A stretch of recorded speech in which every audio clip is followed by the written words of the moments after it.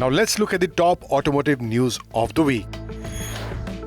India has got its second barrier-free toll system in Delhi, inaugurated by Union Minister of Road Transport and Highways, Shri Nitin Gadkari, on Monday.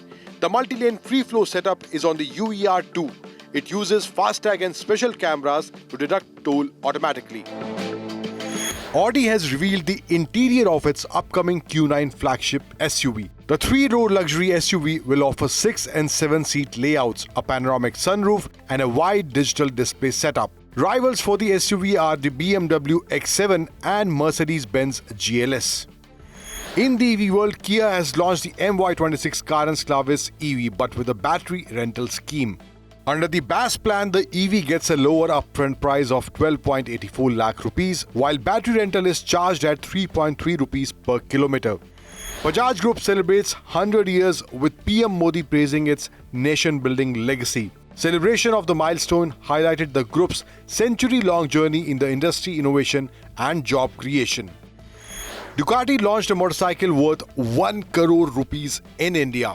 Limited to 630 units, the Panigale V4 Lamborghini justifies eye-watering price and carbon fiber bodywork. 218 horsepower V4 engine and special design matching Lamborghini Revuelto. On the tech side, Google has revamped Android Auto with new updates. Fresh elements include immersive 3D Google Maps, Dolby Atmos support, video playback via YouTube, and a redesigned interface.